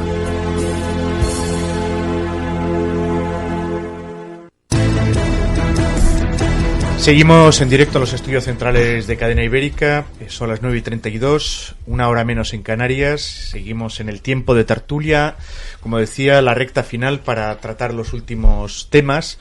Me acompañan en la mesa el general Monzón, Vicente Ibáñez, Ignacio Fernández Rubio y Humberto Pérez Tomé. Montañez. Perdón. Si no invitamos a otro ya. Sí, perdón, Vicente Montañez, que es socio director de alquiler y ejecutivos.com. Perdona, Vicente. No te preocupes. Estábamos hablando del panorama nacional. Y a mí me gustaría, que no es nada alentador, por cierto, pero a mí me gustaría en la recta final introducir un nuevo tema a tertulia, un tema de internacional que me preocupa sobremanera, ¿no? Y es la situación que atraviesa Siria, una situación que ha generado una crisis humanitaria equiparable a la que se vivió en la Segunda Guerra Mundial. Un Consejo de Seguridad en el que se están tirando los trastos Rusia y Estados Unidos ante una tregua que habían pactado y que no ha sido respetada y que ha generado una situación de una altísima tensión. Aprovechando que nos acompaña el general Monzón, quisiera preguntarle un poco cuál es su diagnóstico ante este clima bélico. Yo estoy hablando de una tercera guerra mundial en curso. No sé si es un poco excesivo como diagnóstico. Yo encuentro que primero hay que decir o referirse al desprestigio, a la inutilidad total de las instituciones globales o mundiales, las Naciones Unidas. Después de que el presidente filipino se ha permitido llamar inútil al secretario general de las Naciones Unidas, hijo de puta a Obama y al Papa, y ayer decir a todos que nos jodan, realmente quiere decirse que las instituciones globales sirven para poco. Pero sobre todo esto, el enfrentamiento de Estados Unidos y Siria es que huele a Estados Unidos y Rusia en Siria, es que huele a tiros.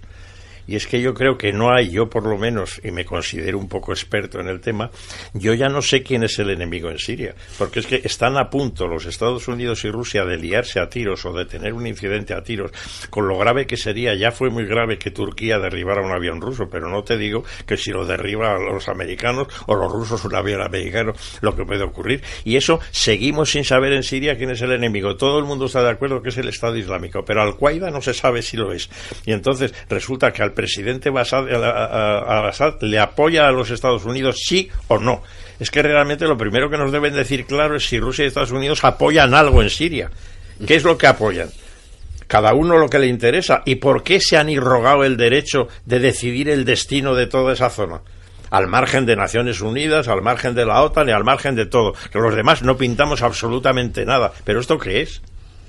¿Cuál es el interés? Porque yo siempre repito cuál es el interés de ambos, verdaderamente grandes productores de petróleo, que Irak es el productor de la mayor cantidad, el mayor volumen de petróleo barato, verdaderamente, que es el que incide en el mercado, 2 millones de barriles día, y que ese petróleo tiene que salir por los puertos sirios.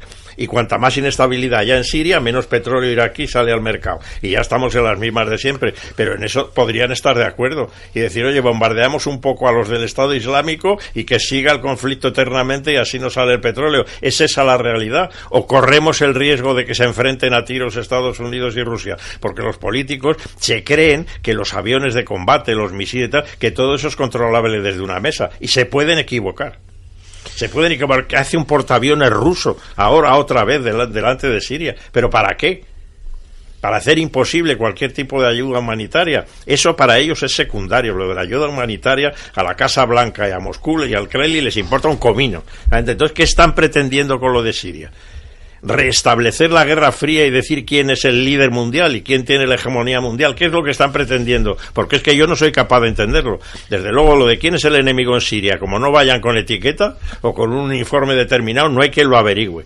Pero claro, los propios pilotos, me imagino, si oyéramos hablar a un piloto ruso o a un piloto americano, pues mira, no sabemos bien contra quién disparar, porque vemos grupos de gente y unos pueden ser enemigos, o pueden ser enemigos, y nos equivocamos todos los días. Hoy bombardeamos al Estado Islámico, mañana un hospital, por la tarde a los de Al-Qaeda, mañana al ejército sirio. Es que nadie entiende lo que pasa ahí.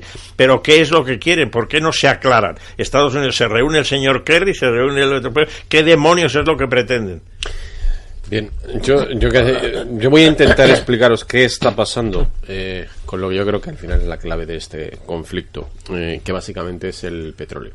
Yo creo que aquí hay dos intereses contrapuestos, que cualquiera de los dos, con una subida en torno a los $70 el precio del Brent, que se podría conseguir perfectamente liándose a tiros en Siria, convivirían. Una de ellas es la pérdida de poder adquisitivo y el alto nivel de endeudamiento que tiene Rusia, y básicamente viene de que no está obteniendo los réditos o la rentabilidad de las ventas de los hidrocarburos que debería. Por debajo del 80 se va. Porque en estos momentos creo recordar que yo estaba en torno a los $44 el Brent, ¿no? Y además, es más, no hay ningún interés por parte tanto de Irán como de Arabia Saudita de que esto suba, ¿no? Con lo cual, dado que ahí las negociaciones que las han habido no han llegado prácticamente a ningún sitio, pues yo creo que al final lo van a hacer por el artículo 33, y el artículo 33 en el Golfo históricamente siempre ha sido nos liamos a tiros, ¿no?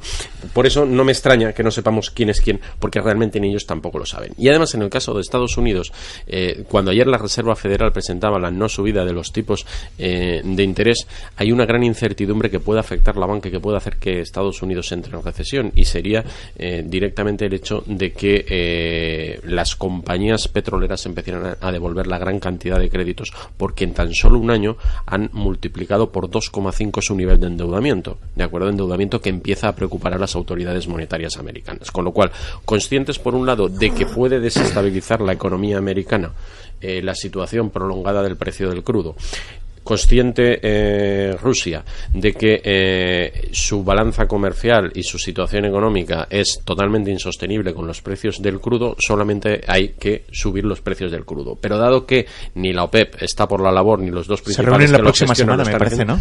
Y se van a reunir y comerán, seguramente cerdo no, porque la gran mayoría de ellos son musulmanes, pero bueno, pero no servirá absolutamente de nada. Con lo cual va a haber que hacerlo vía conflicto, y el conflicto parece ser en Siria. Lo preocupante de esto no es solamente en Siria, es que esto se va a expandir rápidamente a todo lo que es el Golfo Pérsico. En primer lugar, porque interesa, y dos, porque lo que subyace al final es un conflicto de religiones que lleva más de 100 años que no se ha resuelto. Sí, pero querido Vicente, lo que pasa es que se les puede escapar de las manos totalmente. El totalmente, tema, como se les fue en Múnich en 1938 al señor Chamberlain y compañía. Y como en general se les ha ido de las manos todos los conflictos en el Golfo Pérsico. Es decir, uno de los grandes problemas que tienen, y concretamente lo tiene Estados Unidos, es que no llega a entender la idiosincrasia de lo que pasa en el Golfo Pérsico, y cada vez que hacen algo se equivocan, y se equivocan sistemáticamente, y Rusia, y concretamente el señor Putin, no parece que lo entienda tampoco muy bien, con lo cual muy probablemente se les vaya a ir de las manos. Pero Putin lo que entiende muy bien como líder, sublíder mundial en este momento, entiende muy bien que está hasta las narices, como en su época lo estuvo Alemania, lo estuvo Francia, lo hemos estado todos, de la hegemonía maldita de los anglosajones, porque claro, es que la hegemonía de la Gran Bretaña y su Commonwealth la ha heredado los Estados Unidos, que nadie sabe qué coño pintan en Oriente Medio. Realmente, que es una cosa esta. ¿Por qué se erigen en líderes mundiales de decidir ellos lo que hay que hacer? ¿Por qué no le dejan a las Naciones Unidas y al Consejo de Seguridad que decidan? Lo deciden ellos solos. Porque es el único sitio donde pueden decidir sobre un tercio de la deuda soberana americana que está en países del Golfo Pérsico. Es decir, que al final es que todo se interrelaciona. Sí, la verdad es que yo en fin, aprendo muchísimo tanto con el general como con Vicente, porque de todas estas cosas, yo hasta ahora siempre había pensado que las guerras en el Golfo Pérsico tenían mucho que ver con el petróleo o la inestabilidad, pero que tenían básicamente que ver porque estaba muy alto, y eso al resto del mundo nos venía muy mal, pero esta parece ser que es por lo contrario, es decir, es una guerra porque el petróleo está bajo y hay que subirlo. O sea, no, y sobre todo no olvides ese tema, que es que Irak es el mayor productor de petróleo barato que hay en el mundo.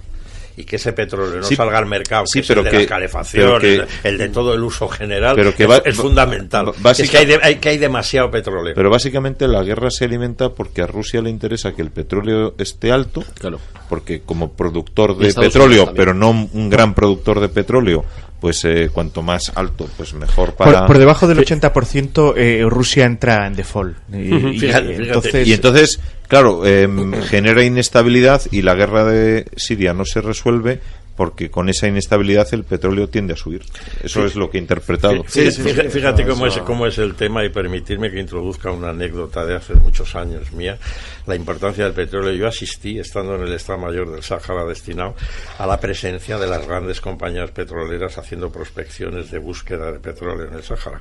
Prospecciones que tenían todos el compromiso de mantener secretas, entre ellos y con el gobierno español.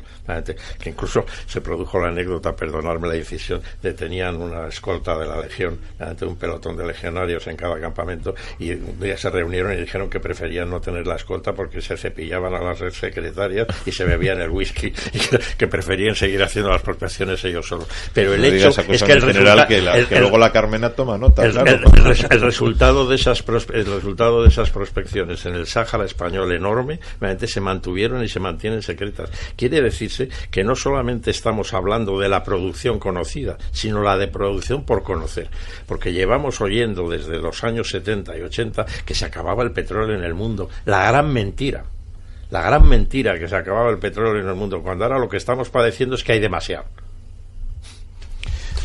Sí, pero además se juntan algunos aspectos importantes, es decir, Irán, que es uno de los principales productores, no se puede permitir, necesita sí o sí estar tirando petróleo de forma barata, y Arabia Saudí... ¿Pero por qué lo necesita? Porque sale de un embargo comercial, y en el caso de Irán, usted me explique de qué va a conseguir. Pero querido Nacho, nunca dinero. Cuanto más alto mejor. Claro, pero ¿qué es lo que sucede? Que el problema, que esto bien lo sabe su gran enemigo, no solamente religioso, sino de supremacía en el Golfo Pérsico, que es Arabia Saudí. ¿Vale? Él dice, porque ellos saben que la demanda está bajando. La demanda está bajando básicamente porque la economía china no está tirando, ¿vale? Y todo es porque además cada vez tenemos menos dependencia de los hidrocarburos para generar energía, y la locomoción pues cada vez intenta ser más ecológica, etcétera, etcétera. Bien, a partir de ahí, como hay mayor demanda, la única opción que tú tienes de sacar todo lo que sea al mercado menor demanda es, o sea, bajando los es precios. Decir, existe competencia. Antes el petróleo era un cártel, y ahora están compitiendo por vender. Y Arabia Saudí, eso debería ser bueno para el ciudadano. Pero nunca os habéis fijado. Y Arabia Saudí, dices, ¿y qué gana? Arabia Saudí, tirando los precios, gana dos cosas. Primera, cargarse la mayoría de sus enemigos chiíes en economías que son tremendamente dependientes. Dos, tener la posibilidad de invadir Yemen, que lo tienen al lado y que es algo que llevan entre ceja y ceja ya durante mucho tiempo. Y que tiene petróleo también, supongo. Y que además tiene petróleo, con lo cual sería pero Yemen tiene cantidades considerables, con lo cual... Se produce esa ocupación de facto, ¿no? Es decir, que hay un montón de intereses en la parte del Golfo en que eso esté bajo. ¿Quién no tiene intereses? Pues Rusia, Estados Unidos, Canadá, y bueno, luego los señores de Venezuela y de Latinoamérica, que es otro de los motivos también por los que en estos momentos Estados Unidos tiene mucho interés. Todos estos países la deuda la tienen en dólares.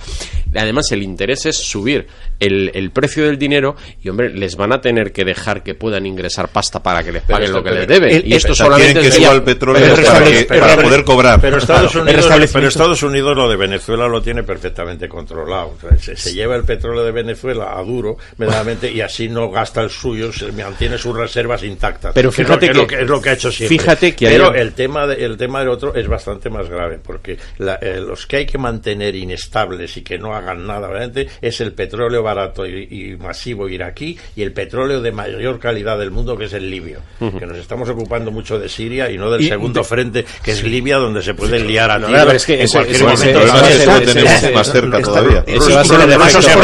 Pero es que además la CIA maldita realmente ha liado todo este tema con el enfrentamiento de chiitas y suníes, que una vez que pones en marcha a las masas fanatizadas por motivos religiosos, son mucho más difíciles de detener verdaderamente que el tema económico. Claro, pero y es que esto lleva ya muchos años sucediendo allí, y es el acicate perfecto. El único problema es que estos también han aprendido y ahora en estos momentos le están echando un pulso. Y permíteme, y lo del Estado Islámico no es más que anecdótico. Bueno, el Estado Islámico lo estamos manteniendo todos. En el año 2015 España le ha vendido a Arabia Saudita, a los Emiratos del Golfo, armas verdaderamente por valor de 10.500 millones de euros. Verdaderamente que esas armas van a parar a Arabia Saudita, a los Emiratos para nada. Van a parar a esto. Claro. Si es que están jugando a los dos bandos. El Estado Islámico que lleva sus convoyes con el petróleo barato que vende a Turquía en el mercado negro a $25 el barril y que compramos aquí en Europa, ¿no? Pero ese es el que sacan para las fotos. es que el tema es bastante más complejo que todo eso. No, pero si además, habitualmente se vende petróleo negro en los mercados y lo compran las compañías, y además precisamente no se transporta en esto que sale tremendamente complicado. Es decir, hay una red de oleoductos en Irán que es brutal y que además está enlazada directamente con el mar Caspio. Vamos a ver, es decir, si uno conoce un poco cuál es la infraestructura del petróleo, yo es que de verdad cuando sacan los camiones por ahí, los convoys escoltados por el Estado Islámico, permitidme, me da el ataque de la risa. Es que no me extraña que te dé risa, porque lo de Turquía alcanza el nivel del chiste, porque efectivamente nos está vendiendo petróleo barato del Estado Islámico, y los transportistas de ese petróleo cuando llegan a Turquía los matan. Bajan el petróleo o nos lo venden, pero primero los matan. Es que es una cosa, Turquía es así que está jugando descaradamente a los dos bandos. Es lo que quería introducir. Por un lado se bombardea y se ataca al Estado Islámico, Turquía, y por otro lado se admite petróleo la balanza. Totalmente, y además, después de lo del golpe de Estado, yo creo que tenemos perfectamente definido el perfil psicológico de la persona que lo dirige, ¿no? Yo creo que va a ser el detonante y aquel que sea, permitidme la expresión, el tonto útil que acabe pegándole fuego a la traca, ¿no? Sí, pero no se te olvide que Turquía es para los Estados Unidos. Es aliado estratégico. Es para los Estados Unidos militarmente lo mismo que fue la España de 1953 para Estados Unidos. Se salta a la torera cualquier tema ideológico con tal de mantener su interés estratégico. Y el interés estratégico, tanto por la situación de Turquía como por las Fuerzas Armadas de Turquía, es absoluto por parte de Estados Unidos. Estados Unidos no se va a meter con Turquía en ningún momento, hagan lo que hagan. A lo sumo, obviamente, si es que hay que buscar un pretexto y que alguien lo desee. Hay muchos que están dispuestos a ser el pretexto del desencadenamiento de la guerra mundial, de la tercera guerra mundial, encabezados por Israel. Bien, pero ¿y cómo queda? Israel está siempre dispuesto a un bombardeo nuclear del que haga falta cuando se lo ordenen desde Washington. Todos estos movimientos económicos de intereses y todas estas cosas, pues no dudo que están ahí, y por supuesto, pues yo aprendo muchísimo escuchándoos hablar de ellos, pero hay una cuestión de fondo que en definitiva es lo que nos podría preocupar de cara a lo que decía Iván de la Tercera Guerra Mundial. Es decir, existieron unas torres gemelas, existen los atentados islamistas, existe el Estado Islámico, la pretensión del Estado Islámico, y existe la fortaleza islámica de creer en su religión y su fanatismo, como lo queramos llamar, y sin embargo existe el adormecimiento de la cultura occidental, existe la como le ocurría a la Roma decadente, ¿no? Que ya pues nada más que disfrutaba en los banquetes, y que los bárbaros acabaron acabaron invadiendo no por las armas, sino simplemente llegando, ¿no? Y yo creo que eso es un movimiento sociológico, político, filosófico, que está de fondo y que no nos estamos dando cuenta, querido, ¿no? Nacho, si no son capaces, o sea, ya, más allá del petróleo, si joder, no, es que tenemos aquí ese problema, ¿no? No son capaces ni de acabar con el descaro a la vista. Todos habréis visto desde las playas donde podáis ir y desde las costas, verdaderamente, petroleros varados cerca de las costas y en alta mar, esperando a que alguien les haga una oferta mejor para vender general, ir al punto de destino. Es que si en un momento determinado todas estas fuerzas islámicas se juntan bajo un liderazgo, pues joder, a mí me preocupa eso mucho, ¿no? No, pues vamos a ver. Hemos introducido el tema de Libia, claro, que precisamente es desde donde nos va a arribar todas esas fuerzas y todo lo que Libia está aquí al lado. Vamos a ver, y que ese no es el más numeroso. Libia está aquí al lado, de más calidad. Y 17 Turquía, puntos de grados API. Y Turquía, por muy amigo que sea de Estados Unidos, Turquía está iniciando una deriva islamista. Vamos a ver, la situación del islamismo... Porque le interesa al líder, Nacho, ¿no? Pero eso se le puede escapar de las manos. Y porque Estados Unidos yo creo que va a ser un poco polémico lo que voy a decir, pero realmente creo que es así. Es decir, un poco, toda esta deriva islamista que está habiendo, yo creo que la hemos definido su origen claramente hace unos minutos. Es decir, vosotros poneros en el lugar de todos aquellos que van a ser bombardeados, que van a ver cómo se matan a sus hijos, etcétera, etcétera, porque hayan unos señores que quieran jugar a subir el precio del petróleo o a sus maniobras económicas, ¿de acuerdo? Ese es el caldo de cultivo que hemos tenido desde los años 70 en el Golfo Pérsico, y que muchos de estos islamistas se han criado en el más absoluto de los odios frente a esta situación. El problema es que hoy en día, con todo el acceso a la información, y me remito a la primavera árabe, etcétera, etcétera, empiezan a ponerle nombre, cara y ojos al culpable. Y el culpable de esa situación para ellos es Occidente. Ese es el origen de la guerra. Y precisamente, como quiera que este es el origen de la situación islamista, probablemente lo que uno no puede hacer es apagar el fuego con gasolina. Y desde luego, montando la que estamos montando en Siria, y fíjate, digo, montando la que estamos montando en Siria, porque al final esto cuenta con el beneplácito también de la Unión Europea, no nos llevemos a engaño. Es decir, montando esto, lo que vamos a tener es todavía más posiciones radicales, todavía más islamismo, más terrorismo. ¿Por qué? Porque al final lo que estamos haciendo es echarle gasolina. Pero nada nuevo, no tenemos nada más. Me cuadra el círculo, quiero decir. Si es que realmente desde tiempo de Franklin Delano Roosevelt, el gran enemigo de la humanidad son los Estados Unidos de Norteamérica. Es el gran enemigo. Y cuando muere Franklin Delano Roosevelt y llega Truman sorprendentemente al poder, se entrevista con el general Marshall, y el general Marshall le dice: con la economía de guerra que llevamos manteniendo, hemos llegado a botar un buque de guerra diario y a construir un avión de combate por minuto. ¿Y cómo se mantiene eso?, le preguntó el presidente Truman. Lo dice el propio general Marshall en sus memorias: pues manteniendo una economía de guerra. ¿Y qué hace falta para mantener una economía de guerra? Mantener una ficción. Que haya guerras. Una ficción de guerra inmediata, y que hay que vender armamento. Y estamos en las mismas.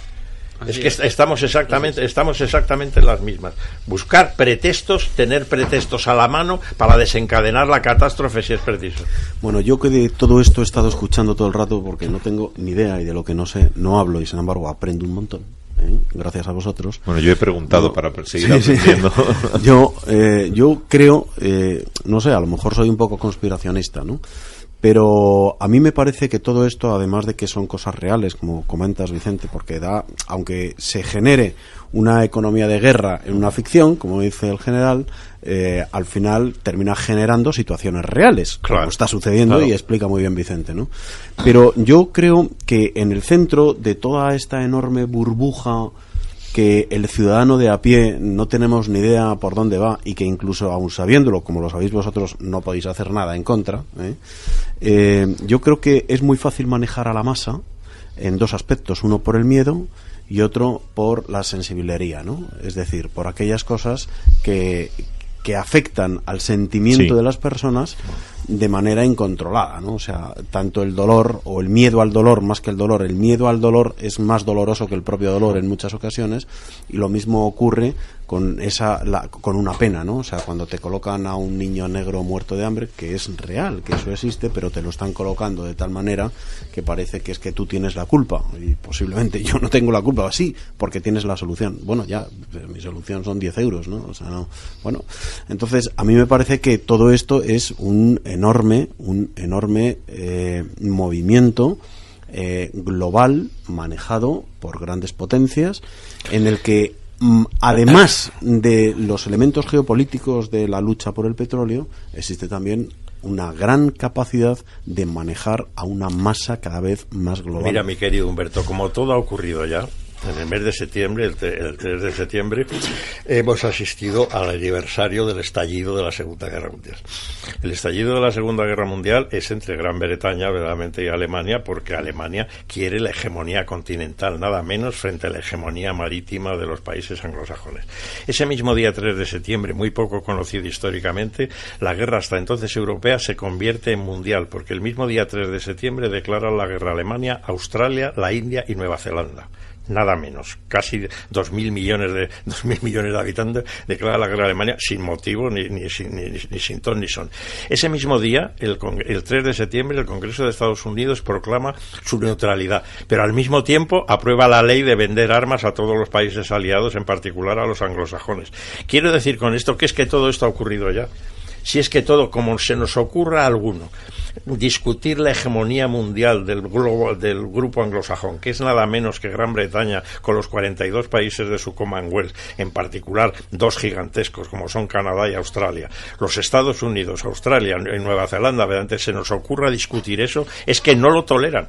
Es que ni Unión Europea, ni OTAN, ni nada. Realmente por eso, vamos, yo he vivido en la OTAN como los Estados Unidos exigen titularizar los mandos supremos de las fuerzas de tierra, mar y aire de la OTAN. Realmente, siempre que sean ellos los que manden, realmente puede haber ficciones de alianzas mundiales. En cuanto la alianza, la Unión Europea empezó a prosperar y a pensar que podía convertirse en los Estados Unidos de Europa, empezaron a torpedearla. Con la puñetera Inglaterra, que ya denunció el general de Gaulle, diciendo que si entraba en la Unión Europea iba a ser el caballo de Troya, como ha sido estando y marchándose. Y por eso han creado esta crisis de los refugiados, que este flujo migratorio que está llegando a Europa para desestabilizar, o sea, gente que no se puede integrar en nuestra cultura occidental, que son pues musulmanes, que son los que realmente van a terminar con nosotros, ¿no? Exacto, y amparar verdaderamente que se cruce el Mediterráneo, porque el Atlántico no se puede cruzar. A Florida no llega, ni a Virginia tampoco. Es sintomático ver como en Arabia Saudí no hay ni un solo refugiado, personas que tienen la misma forma, la misma concepción. Sin embargo, aquí pues, nos están llegando a mansalva, ¿no? Y como llegue el diabólico Trump al poder, México corre el riesgo de convertirse en el 51 estado de los Estados Unidos. Bueno, a lo mejor para los mexicanos eso es positivo. No lo sé. Cualquiera, posiblemente si nos dieran la opción a cualquiera de apuntarnos a ser el 52 o el 53, nos sumaríamos. Yo creo que llegue quien llegue al poder, el resultado va a ser el mismo. Claro, va a seguir gobernando la CIA y el Pentágono. Hacia el exterior. Desde luego en el tema del que estamos hablando ahora en estos momentos, yo creo que no va a haber ninguna variación. Ningún cambio. No, como ha ocurrido en España, ¿no? Gobierne quien gobierne, por ejemplo, no hay ningún cambio social. Sigue siendo lo mismo, inyectando ideología de género. O sea que... Bueno, hemos llegado casi a las 10, son las 9:59, seguimos en directo aquí en Territorio Lince.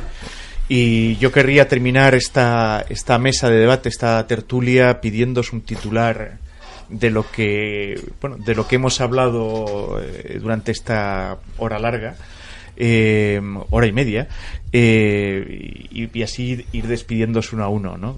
Empezaría quizás por el general Monzón. ¿Qué destacaría, qué titular dejaría para nuestros oyentes sobre la situación que atraviesa España y el mundo? Que el adversario de nuestra pobre Europa es Anglosajonia. Pues muchas gracias, general Monzón, por haber compartido este rato con nosotros. Gracias a vosotros. A Vicente Montañez. No, bueno, yo paso del titular porque lo de resumir nunca se me ha dado bien, ya os habréis dado cuenta, ¿no? Pues te agradecemos. Recuerdo a nuestros oyentes que Vicente Montañez es socio director de alquilerejecutivos.com. Ese puede ser el titular. Resumir nunca se me ha dado bien. Es que el día que lo que explicas con tanta lucidez sea comprensible y resumible para todos los humanos, verdaderamente entonces se irán todos los políticos al cuerno. Bueno, Humberto Pérez Tomé, muchas gracias por haber estado con nosotros. Muchísimas gracias a vosotros, como siempre un placer, vamos. Y también despedimos a Ignacio Fernández Rubio. Muchas gracias. No Encantado. sé si te quedas con algún titular. Bueno, el titular todo sigue igual, ¿no? Es decir, llevamos ya lo dijo Karina. Desde el 20 de diciembre del año pasado, todo sigue igual. Pues hasta aquí nuestro rato de tertulia, nuestra mesa de debate. Muchísimas gracias y espero estar con vosotros en otra ocasión. Muy bien, gracias. encantado, gracias. Encantado de estar con todos. Cadena Ibérica. Creciendo juntos.